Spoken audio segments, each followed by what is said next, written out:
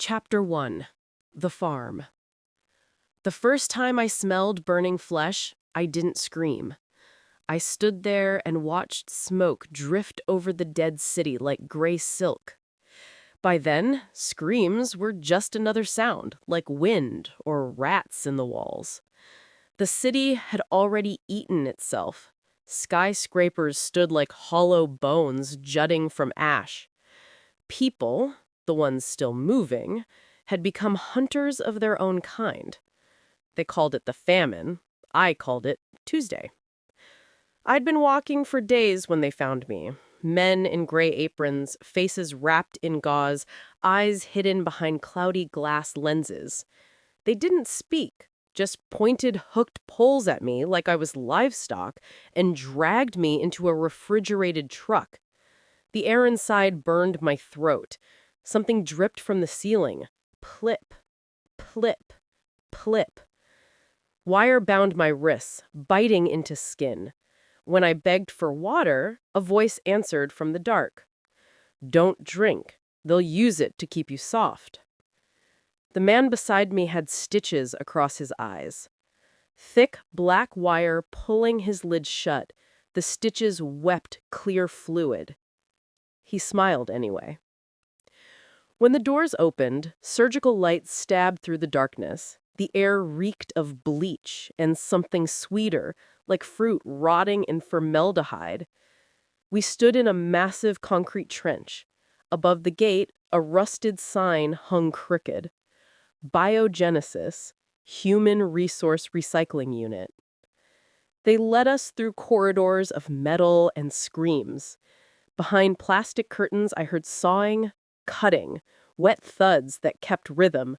I looked once, just once, and saw arms hanging from hooks like sides of beef, each tagged and numbered.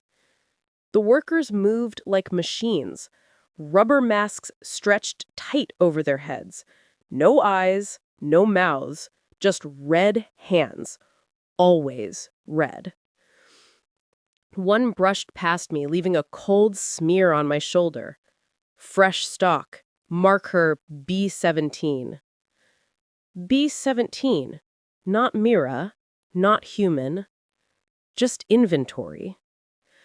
They shaved my head with clippers that pulled, stripped me under fluorescent lights that turned my skin corpse blue, then shoved me into a glass cell with 9 others.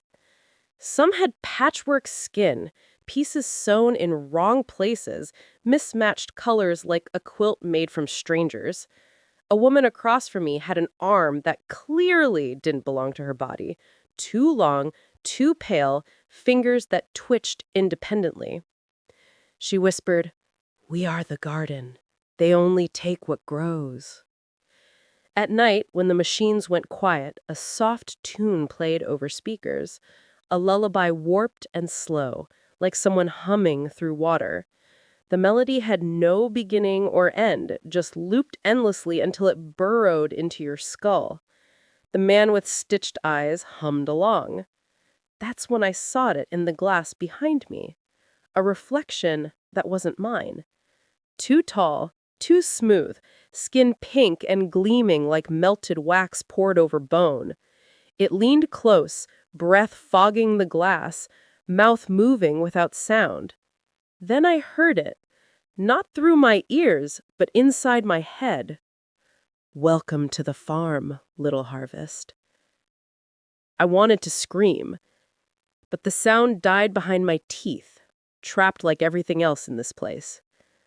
I think that's when I stopped being human. Chapter 2. Jonas. They took Jonas first.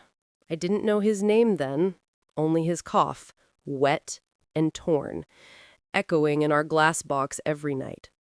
But he laughed too, small cracks of light in the dark. He said he used to be a paramedic, back when that word meant something. When the white lights came on and the doors hissed open, he stood up straight and smiled at me like it was all some cosmic joke. "Guess it's my turn to donate." They led him down the corridor where the humming started, mechanical but with tone, like an engine trying to sing a song it had learned from screaming. When the humming stopped, so did Jonas. Later, they brought him back wrapped in translucent film, condensation beading on the inside, a label stapled to what remained of his chest. Harvest complete, 94% yield. They fed what was left into a machine marked reclamation unit. Workers in featureless masks molded the output into rations, neat, compact patties that smelled faintly of iron and preservatives. My future. No waste, no peace left behind, no dignity in death. Jonas had been the only half-sane person I'd spoken to. Before they took him, he told me things. Small things. Human things. My mom was so sweet, he'd whisper in the dark, voice cracking. If I broke something, a dish, a window, anything, she'd cover for me. Dad would just laugh and ruffle my hair. My little brother followed me everywhere, said he wanted to be just like me when he grew up. He smiled, eyes wet in the dim light. Dad would give you anything if you needed it. Shirt off his back kind of guy, you know? For a moment, the farm wasn't real. We were just two people talking under a warm roof, with family photos on the walls and the smell of dinner cooking. Our Earth wasn't always like this, Jonas said. The sky used to be blue, really blue, not this perpetual gray. Birds sang in the mornings, families had dogs, cats, and fish tanks. There was hardly any poverty left. We'd almost made it. I only know gray skies, black water, moldy bread that tastes like ash. Tough luck. He laughed, manic, breaking at the edges. All for a time machine that doesn't even work. All of this, every farm, every harvest, every dead city, for a goddamn lie. His voice dropped to something barely audible. I hope you survive, Mira. That caught me off guard. Why me and not him? Why speak of it like a blessing instead of a shared hope? I never got to ask. They called this place the market, though there were no coins, no buyers, just constant mechanical trade of flesh for nothing. Each day, machines like spines with blinking eyes descended from the ceiling and scanned us. They released mist that smelled of metal and rot. Wherever it touched bare skin, tiny red welts bloomed, pulsing like something underneath trying to breathe its way out. I tried to scratch one once. The woman with the foreign arm hissed, "Don't, it draws them." Her fingers were raw stumps, nails gone. Draws who? She stared at the ceiling, unblinking. The ones above. The ones who wear us. Something lived above. I felt it before I understood it. The air trembled constantly, as if a giant heart beat somewhere beyond the walls. Workers passed with aprons glistening, covered in fluid that wasn't quite blood, shimmering like oil mixed with gold dust. It smelled sweet, like rotting fruit left in summer heat. Sometimes they carried pale, flayed bodies to a chamber with no visible door, just light that swallowed them whole, and a sound like wind through wet cloth. Other times, late at night, I heard dragging, something wet and heavy sliding across metal, leaving trails that steamed in the cold air. That night they took a girl. Couldn't have been more than 12, still had baby fat in her cheeks. I pressed my palms to the glass as they strapped her down on a table under blinding lights. Figures gathered around her, shadows stretching wrong. Some wore white suits that shimmered like fish scales, pulled tight as second skin. Their heads were elongated, faces hidden by breathing masks that pulsed rhythmically like external lungs. When one leaned close to the girl, the glass between us fogged. But the fog didn't spread naturally. It moved, like it was alive, like it was reaching. The girl screamed once, high and sharp and utterly broken. Then never again. After that, I didn't sleep. The humming kept changing pitch, low and soothing, then shrill and insistent, like 1,000 insects whispering my name in unison. The man with stitched eyes spoke from across the cell. "You can't pray it away, girl. They need us. They study us. They wear us. That's all we are, suits waiting to be tailored." The lights flickered. I saw a silhouette in the corridor window. Tall, skinless, glowing faintly beneath translucent dermis, veins like molten gold pulsing under wet parchment. It turned toward me with deliberate slowness.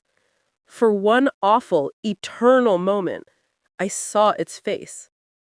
Almost human, stretched thin over something that had too many angles, smiling with someone else's lips, stitched carefully at the corners.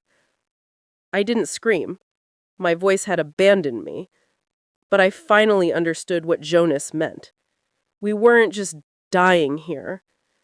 We were being worn. Chapter 3. Breach. The explosion came from deep inside the facility, somewhere in the guts of the structure where the humming was loudest. The floor shuddered. Alarms shrieked.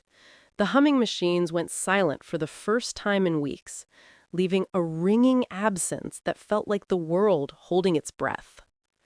The woman with raw fingers grabbed my arm, nails digging in. "When the lights flicker, run." "How do you—" "The resistance. They've breached the perimeter." Her eyes were wild with something I'd almost forgotten. Hope. Then I heard it. A sound I hadn't heard since before the farm, before the famine, before everything fell apart. Gunfire. We ran. The corridor stretched endlessly. Walls streaked with fluids I couldn't identify. Emergency lights flickered red, casting everything in hellish snapshots. The air smelled like copper, ozone, and burning plastic. Behind us, the workers scrambled, tools clattering, movements losing their mechanical precision, but ahead, chaos. A massive door blown open, metal still smoking at the edges and glowing dull orange. Through the gap, soldiers in tactical gear, weapons raised, faces covered, but undeniably human. "Civilians in Sector D! We've got survivors! Move, move, move!" We stumbled toward them, legs weak, hope painful in our chests. Then the dried ones came. The first appeared at the corridor's end, impossibly tall, 9 feet at least, translucent skin shimmering with bioluminescence. Gold veins pulsed beneath like living circuitry. It wore grafted human skin like patchwork armor, dozens of faces stitched together in grotesque mosaic, each mouth moving independently in silent screams. A soldier, Chen, stenciled on his vest, fired without hesitation. Bullets tore through grafted skin, dark ichor spraying. The creature barely flinched, just tilted its head with curiosity. "Incendiary rounds, now!" White-hot flame erupted. The dried one shrieked like a metal scraping glass, like 1,000 voices screaming through water, and recoiled, patchwork skin bubbling black and peeling. But more came. 3, 5, 7, moving as one with hideous coordination. "Fall back, get the survivors out." Chen grabbed my arm, his grip bruising. "Run, don't stop, don't look back, don't think, just run." "But you—" "They knew what we signed up for. You survive, that's the mission. You live and you tell them everything. Go!" Behind me, soldiers fought. Chen's voice rang out one last time, defiant and clear. "Today is a good day to die, you skinless bastards." An explosion shook the walls. Pieces of ceiling crashed down. Then silence, broken only by that wet sliding sound. I ran. The woman with raw fingers, later I learned her name was Dr. Sarah Vega, botanist, once studied crop resilience, guided us through smoke and wreckage. Others followed, stumbling, crying, some praying to gods that hadn't answered in decades. Some didn't make it. I heard bodies fall behind us, heard the wet sounds of dried ones catching up, heard screams cut short. I didn't look back. Chen had died so I wouldn't have to. The exit was a shuttered panel half buried in rubble. Sarah pried it open with trembling, bloody fingers, nails tearing. Cold night air rushed in. Real air. Tasting of smoke and rain and freedom. For the first time in weeks, I tasted something other than recycled fear. But it was bitter. I collapsed outside, lungs burning, muscles screaming. The night sky stretched above, stars blinking coldly through breaks in the smoke. Behind us, the farm blazed, flames licking through the broken roof, black smoke rising like a funeral pyre for 10,000 souls. The soldiers had done that, sacrificed themselves, set charges, and made sure nothing inside would ever be harvested again. Chen's voice echoed in my skull. You survive. That's the mission. I pressed my forehead to the dirt, real dirt, not concrete, and cried for the first time since they took me. For Jonah's, for Chen and his team, for everyone still inside, for the girl who screamed once. Sarah sat beside me, staring at the burning farm with hollow satisfaction. The resistance has been fighting them for years, underground, secret. We can't save everyone. God knows we can't save everyone, but we try. We try because the alternative is becoming livestock. She held up her wrist. Beneath grime and dried blood, a faint scar, a tattoo, barely visible in the firelight, a single green leaf, symbol of life persisting. I was one of them before they caught me, before they took my fingers and studied how botanists' hands differ from others. She looked at me, hollow but fierce. You need to find them, Mira. Tell them what you saw. Tell them everything. The layout, the machines, the dried one's methods. Every detail is a weapon. The weight of her words settled over me, like a shroud.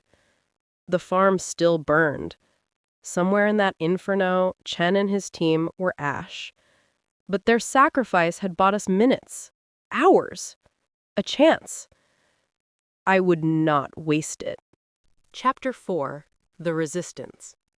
The city was a corpse, slowly rotting.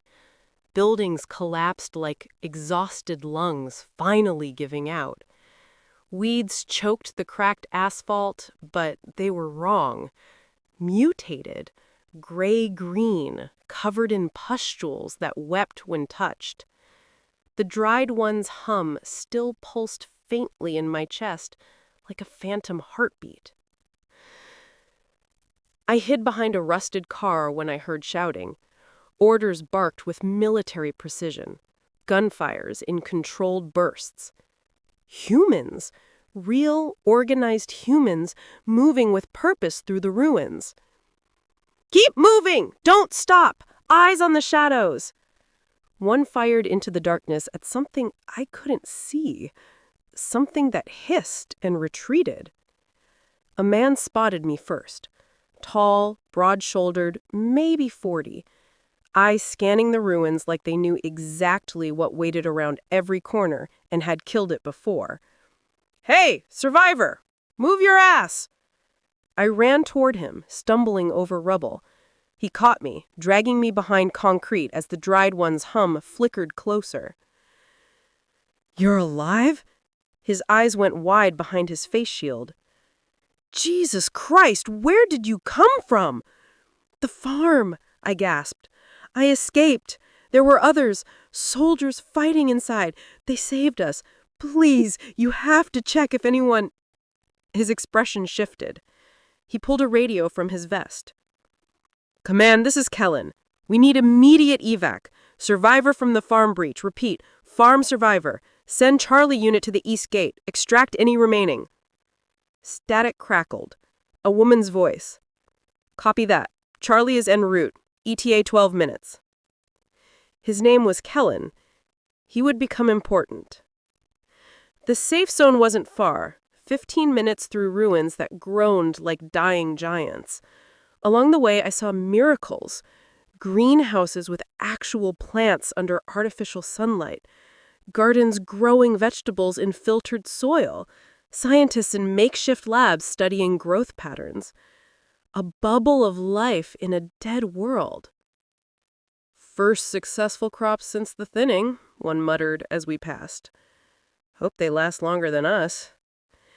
They gave me soup. Real soup. Chicken, vegetables, herbs that made my eyes water. My first real meal in months. I cried and couldn't stop. When we finally reached a secure room, concrete walls, electric lights, maps covering every surface, Kellen gave me water.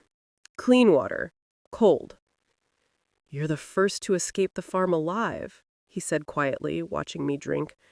In 5 years of trying, you're the first.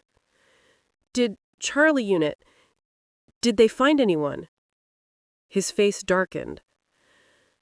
2 survivors. Critical condition. We're trying. He didn't say what we both knew, that trying wasn't always enough. We need you to tell us everything, he continued.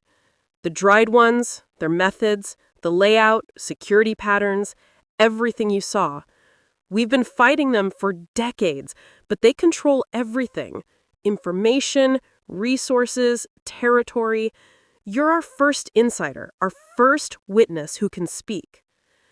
I closed my eyes and remembered Jonas. His laugh, his family, the way he smiled before they took him. I'll tell you everything. I couldn't talk to many people, I said hours later, throat raw. Most were too far gone, broken or mad or both. But Jonas, he was a paramedic. Told me about his family, his childhood, his world before. There was also Sarah, Dr. Vega. She guided us out. And an old man whose words were broken, but whose eyes were still human. Their faces flashed before me. I buried my face in my hands. Kellen placed a hand on my shoulder. You survived the nightmare. You walked through hell and came out the other side still human. You're the spark we have left, the proof that they can be beaten. No one goes in alone, I said, looking up. This city, it's all a trap. They know where you are. They're always listening. We won't, Kellen said solemnly. You've given us intelligence we've never had. Now we need your knowledge, every detail. We're going to make them pay for every life they took. For the first time since the farm, I felt something other than fear. Purpose. Chapter 5. The Lie. Kellen's hands hovered over the holographic controls, hesitating. What I'm about to show you, it's going to hurt. It's going to make everything worse before it makes sense. After the farm, after Jonas, after watching Chen die so I could run, what could possibly hurt more? Show me. He pressed a button. A hologram flickered to life, a doorway made of shimmering light, distorting space like water. Astronauts in white suits stepped through, faces filled with wonder and triumph, hands reaching toward infinity. Timestamp. 87 years ago. First successful temporal displacement test. This is what we thought we'd found, Kellen said, voice flat. A doorway through time. Step through and walk through centuries. Touch the past, see the future, rewrite mistakes. My breath caught. The time machine. Yes. His voice was hollow. Every scientist, every government, every desperate fool wanted it. We thought we'd discovered immortality, victory over death itself, the solution to every problem humanity has ever faced. He stopped the hologram. The astronauts froze mid-celebration. But we never had it. We never had anything. He pulled up brain scans, neural patterns lighting up in false colors, reds, blues, purples mapping thoughts and perception. The dried ones implanted hallucinations directly into our astronauts' minds, made them see technology that never existed, made them feel temporal displacement that never happened. Our best scientists spent decades, trying to reverse engineer phantom equations, chasing mathematical ghosts. Ice spread through my chest, freezing everything. While we chased shadows, while humanity's brightest minds wasted years on nothing, while we poured resources into a lie, the dried ones studied us, learned our weaknesses, our greed, our arrogance, our desperate need to believe we could conquer death. I stood on shaking legs. Everything. The war, the famine, the collapse, the farms, Jonas, Chen, millions harvested for a lie. Yes. The room tilted. I grabbed the table for support. We invited them here, gave them access to Earth, our cities, our people, our children, for a trick? For a hallucination? The elites believed it was real. They saw the evidence. By the time we discovered the truth, it was too late. They had already built the farms, already started harvesting, already had too much control to stop. I remembered Jonas laughing in the dark, all for a time machine that doesn't even work. He knew it. He understood the cruelest joke in the universe. Children on hooks, mismatched skin stitched wrong, eyes sewn shut. Jonas smiled as they led him to render, millions harvested, stripped, ground into rations, worn like suits. All for a lie. They didn't even want our technology. They just wanted our skin, our bodies, our pieces. Yes. And we gave it to them. We gift-wrapped humanity and handed it over for a magic trick. I looked at Kellen, feeling something worse than fear, worse than grief. Pure, burning rage. The kind that doesn't die, the kind that builds. Humanity almost ended itself because we were too arrogant to see we were being played. Kellen nodded, exhausted, grieving, furious. Our pride destroyed us. But our will to survive, our rage at being fooled, that's bringing us back. I stared out the window at the poisoned earth, at the struggling shoots pushing through toxic soil, at the ruins of a world that believed too hard in miracles. Jonas died for nothing. His family, the children, Chen, all casualties of humanity's oldest, deadliest flaw. I clenched my fists until my nails bit deep enough to draw blood. Then we make sure no one ever forgets what our arrogance cost us. We make it hurt, we make them pay, and we make sure this never happens again. Kellen met my eyes, the same fire burning there, the same promise of violence. That's why you're here, Mira. To remember, to testify, to make sure the next generation knows what we paid, and to help us kill every last one of them. The time machine never existed, but the scars it left were real, and I would carry them, sharp and bleeding, until the day I died. Chapter 6. Remembering. Jonas's grandfather wept when he saw me. Hunched in a chair, hands trembling with age and grief, eyes fixed on ghosts only he could see. "You survived," he said, voice breaking. "You lived. You're real." I knelt beside him, unsure what to say, unsure if anything I said would matter. My son, my daughter-in-law, my grandsons. Tears fell from weathered cheeks, cutting paths through dust and sorrow. All gone, all harvested. I should have died with them. Yet here I am, breathing when they aren't. He clutched my hands like I was his only anchor to sanity. You carry a piece of them, don't you? In your memories, in your words.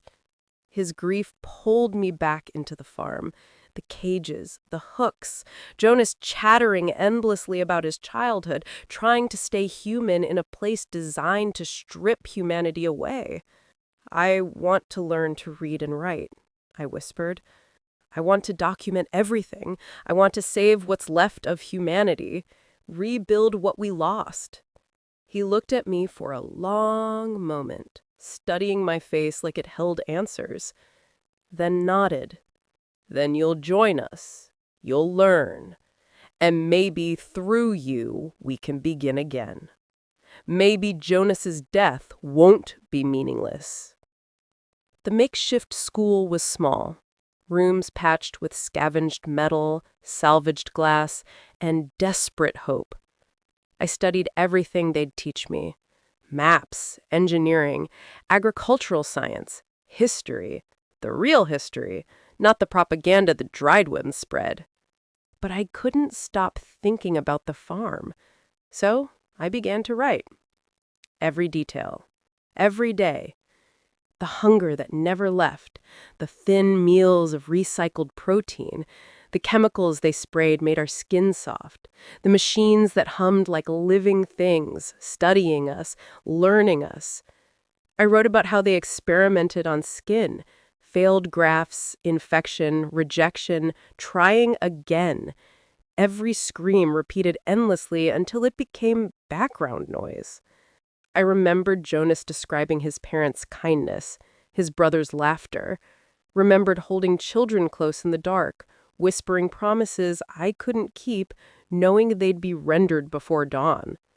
I kept writing, page after page, truth in ink. One night, after another nightmare, screams, tearing skin, the dried ones laughing with stolen mouths, I stopped fighting. I let it wash over me. Let the memories come. I embraced the pain, accepted the screams, the terror, the loss, accepted that Jonas, Sarah, the children, the man with stitched eyes, all of them would live forever in my mind, ghosts I'd carry until I died. Because the pain was real. Because the hope was real. Because as long as humans hoped to survive, as long as we remembered what was taken from us, no monster could truly break us. I closed my notebook, hands trembling, and felt the first flicker of peace in years. We would survive. We would rebuild. We would remember. And someday, somehow, we would thrive again. Chapter 7. Preparation. 6 years later. The war room hummed with quiet intensity. Maps covered every wall, satellite imagery, thermal scans, population density charts. Red markers indicated known farm locations. Blue showed resistance cells. Yellow marked contaminated zones where nothing human could survive. There was more red than blue. Kellen stood at the center, older now, lines etched deeper in his face. Around him, cell leaders from across the continent, survivors all, carrying their own scars, their own dead. "We've been fighting defensively for too long," he said. "Hit and run, save who we can, burn what we must. But we're not winning. We're just persisting." A woman named Torres, a former Marine, lost her entire platoon in a farm raid, leaned forward. "You're proposing a coordinated strike?" "I'm proposing we end this. All of it. Every farm, every stronghold, every harvest facility. Simultaneously." Silence. The kind that weighs. "That's suicide," someone muttered. "Maybe," Kellen said. "Or maybe it's the only way we survive. They think we're broken. They think we're scattered. They've grown comfortable in their dominance." He looked at me. "Mira survived the farm. She's given us intelligence we've never had. Layouts, patrol patterns, structural weaknesses. We've spent 6 years analyzing it, building weapons, training soldiers. We know how they move now. How they think. How they die." I stood. Legs steadier than they'd been in years. They burn. Not easily, but they burn. Their neural interfaces can be disrupted with concentrated EMPs. And They're arrogant. They don't expect coordinated resistance because we've never managed it before. Torres studied the maps. If we commit everything to simultaneous strikes and fail, then we die fighting instead of in cages, Kellen said. I'd rather that, wouldn't you? Around the room, heads nodded, slow at first, then certain. We'll need more time, Torres said. More weapons, more training. This isn't something we can do in months. Years, then, Kellen said, however long it takes. But we prepare, and when we're ready, we strike with everything we have. He looked at each of us in turn. For everyone we've lost, for everyone still in cages, for the world we're trying to save. The training was brutal. Not just physical, though we pushed our bodies to breaking, but mental, psychological. They made us watch footage from farm raids, forced us to witness what waited if we failed, burned the images into our minds until fury replaced fear. I learned to shoot, to build explosives, to read tactical maps and coordinate strikes, to lead. But mostly, I learned to remember. Every day I wrote, documented, preserved. Because if we failed, someone needed to know what we'd tried. Someone needed to remember. Jonas's grandfather helped when he could, though his age was catching him. His hands shook too much for precision work, but his mind remained sharp. He said, "You're becoming what we need. A warrior and a witness. Both matter equally. I'm just trying not to forget." Good. Memory's a weapon too. Maybe the most important one. Chapter 8. The Final Battle. 12 years after my escape. The plan took 12 years to perfect. 12 years of gathering intelligence, building weapons, training soldiers, studying captured dried-one technology, learning their patterns, their weaknesses, their cycles. 12 years of losing more lives to ambushes, failed raids, desperate last stands. But we learned. We adapted. And we prepared. I stood in the command center, no longer a frightened girl, but a strategist, a witness, a weapon forged in the farm's flames. Around me, screens showed resistant cells across the globe, all synchronized, all waiting. Kellen stood at the center, gray-haired now, but eyes still sharp, still angry. "Today we end this," he said into the calm. "Every farm, every stronghold, every harvest facility, we hit them all at once. No mercy, no prisoners, no second chances." I thought of Jonas, of Chen, of the girl who screamed once. "For humanity," I whispered. Kellen looked at me and nodded. "For humanity." He pressed the button.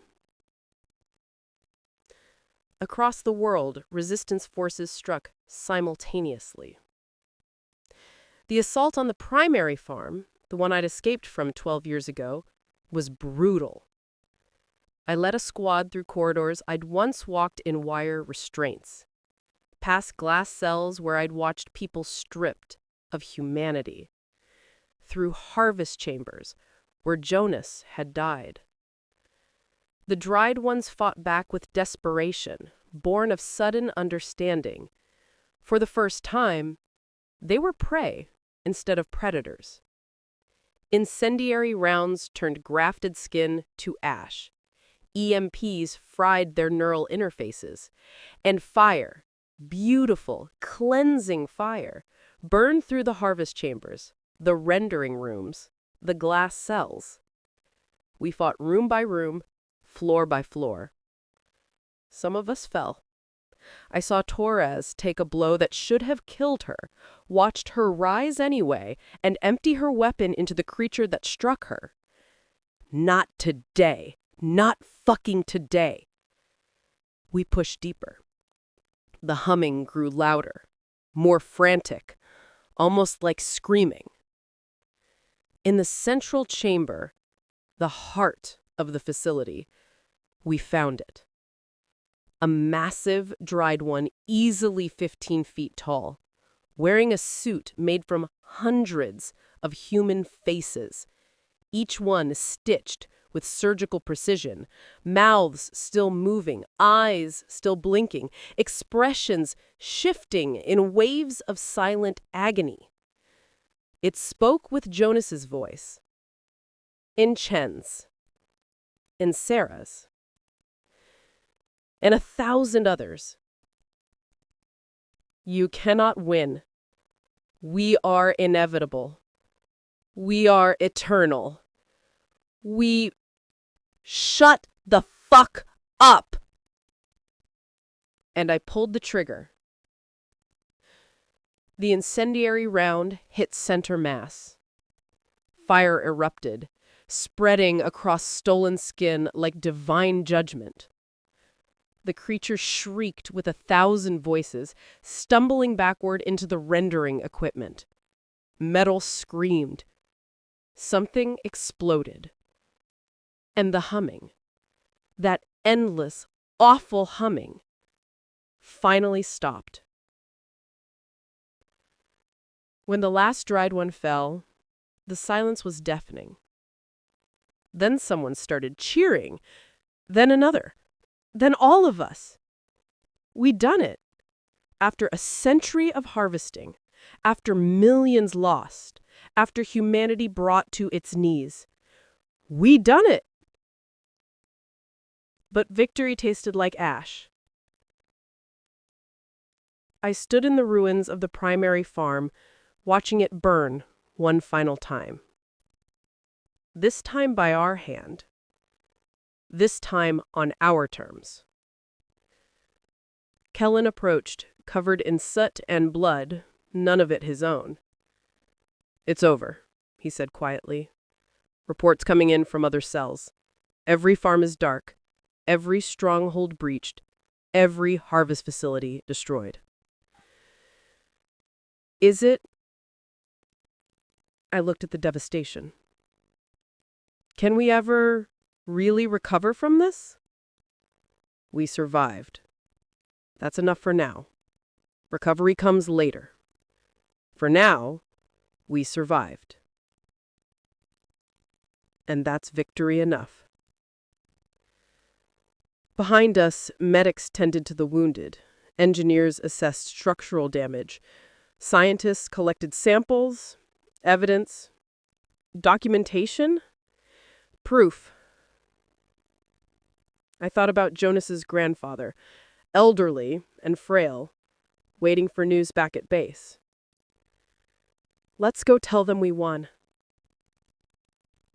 Let's tell them we won. Epilogue. 15 years after victory.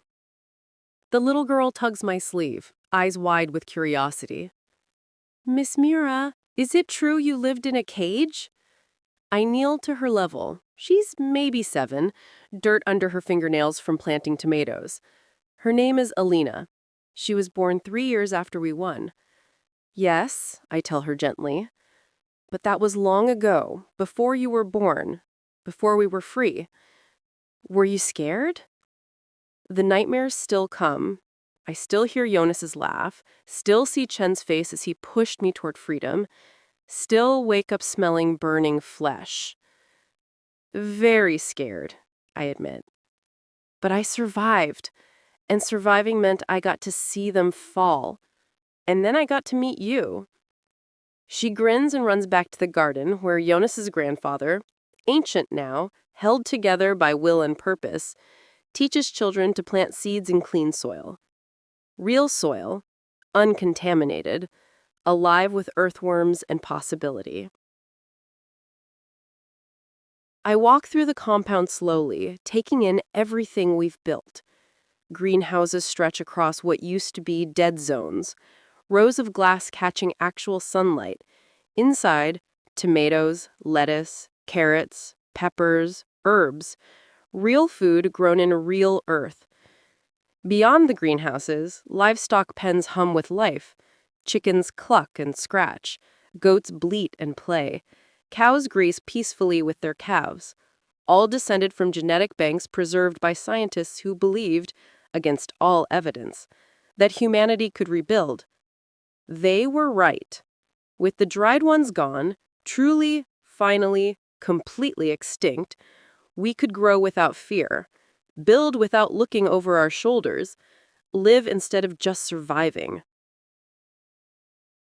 I passed the memorial, a towering structure of glass and steel in the compound's center, etched with thousands upon thousands of names, the ones harvested, the ones who fought, the ones who died so we could stand here in sunlight. Jonas Rodriguez, Elena Rodriguez, Marcus Rodriguez, David Rodriguez, the whole family rendered together. Chen Wei, his entire unit listed one by one. Dr. Sarah Vega, botanist, fighter, survivor for a time. At the top, in letters that catch morning light and throw it back like a promise, the final battle 12 years ago. They took everything. We took it back. Beneath the names, a sealed chamber holds the last dried one specimen behind reinforced glass, preserved in formaldehyde, stripped of stolen skin, grotesque and alien.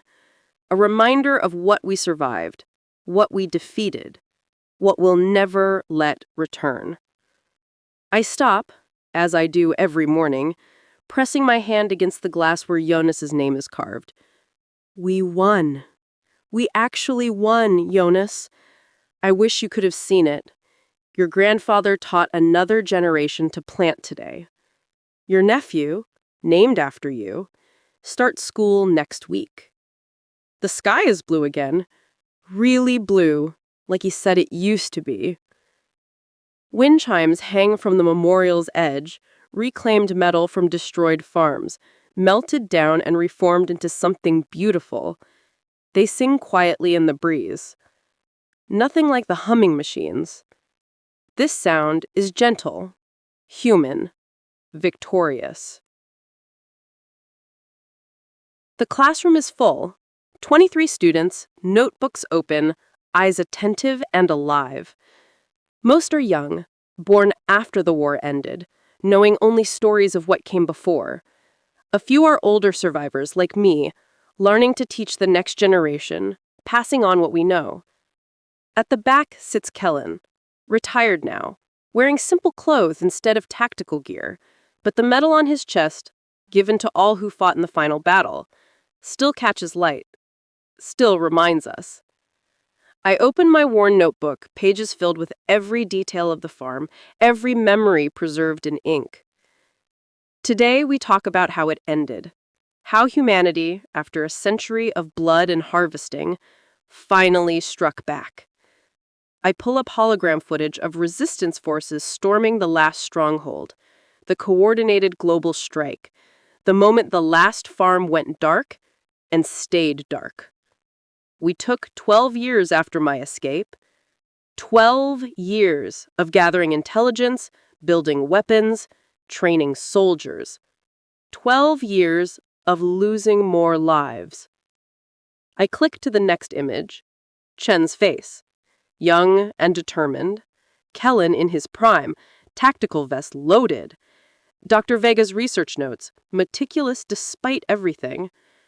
But we learned, we adapted, and when we struck everywhere at once. We gave them no time to coordinate, no chance to adapt. We hit them with everything we had. The students lean forward, absorbed. Some of you will ask why I'm teaching this. Why do we keep records? Why do we make you learn about something so terrible when the world is finally healing? I close the notebook and look at each of them. Because forgetting is how it happens again. Because arrogance, thinking we're too smart to be fooled, too advanced to fall, is what let them in. because the time machine was never real, but we believed it was. We wanted it so badly that we ignored every warning sign. A boy raises his hand, Marcus, named after Jonas's brother. My dad says we should destroy all the records, says remembering just hurts. Your father survived the Chicago farm, I say gently. He's earned his pain. But pain and memory aren't the same thing. We remember so our children don't have to experience it. We document so future generations can learn from our mistakes without paying our price. I pull up the final image, Earth from orbit, taken last year. Clouds are white and pure. Oceans are beginning to clear.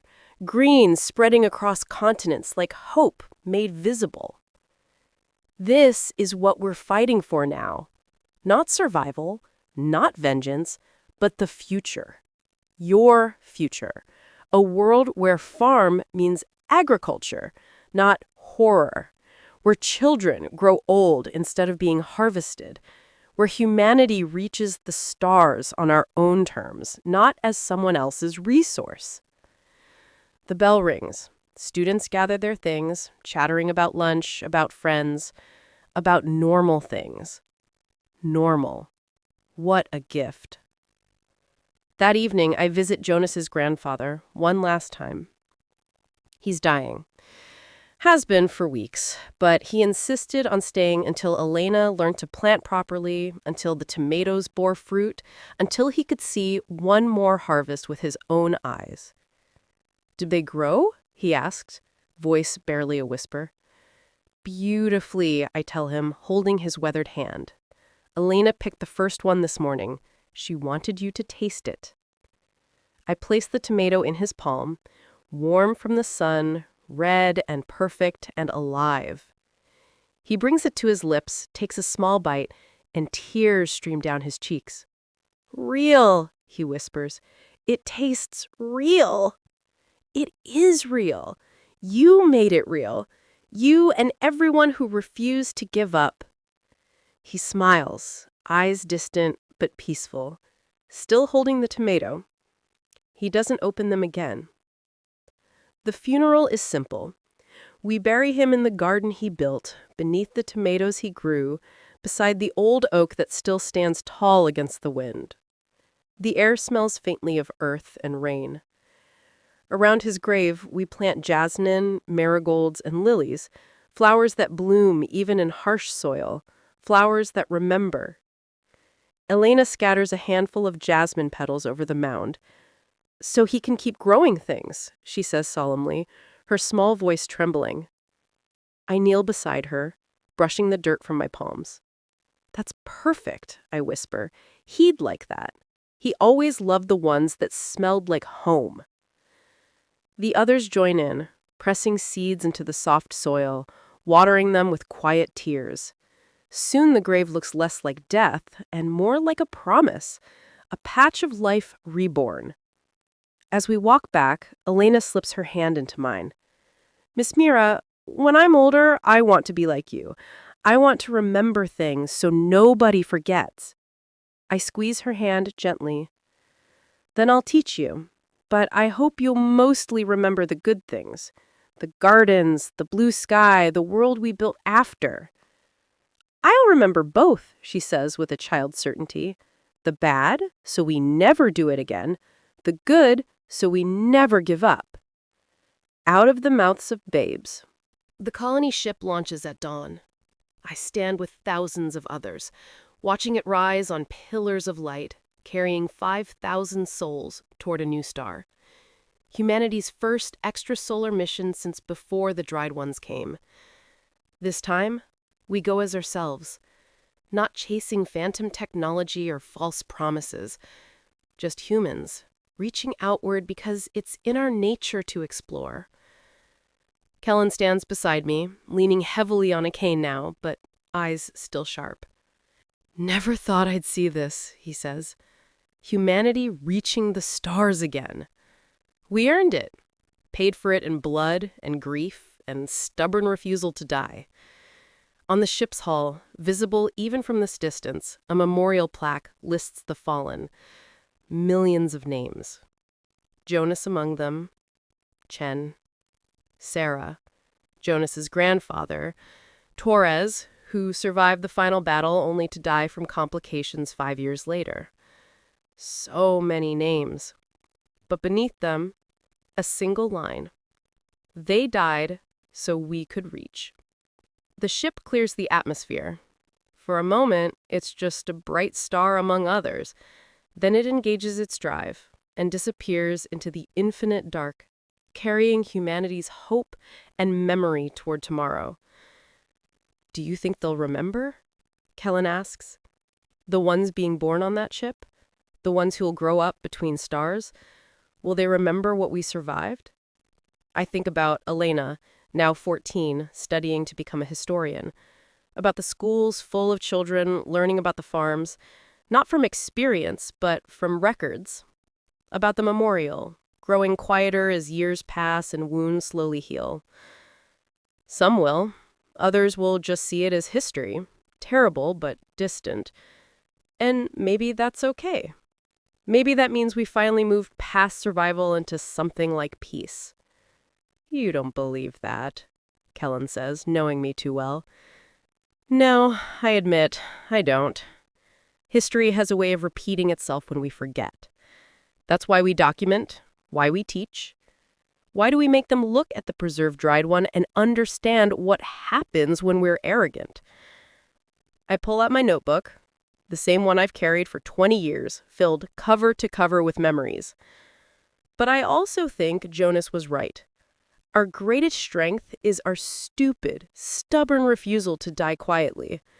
As long as we remember that, we'll be okay. Another ship launches, then another. Humanity is spreading across the stars like seeds on the wind.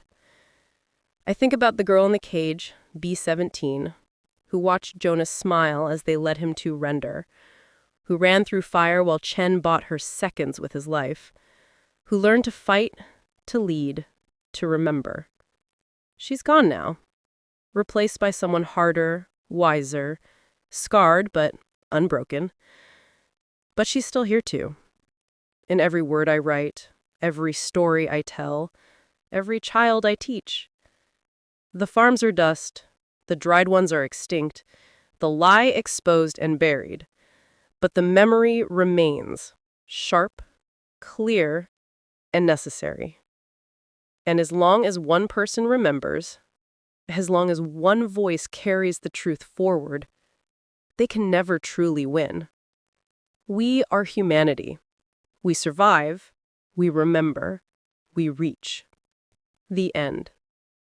In memory of all those who fought in the dark so others could see the dawn, may we never forget what our arrogance cost us, and may we never stop reaching toward the light. For Jonas, who laughed in the face of horror, for Chen, who bought us time with his life, for Sarah, who guided us through smoke and ash, and for every soul harvested in the lie. You are not forgotten. You mattered. You matter still. Always.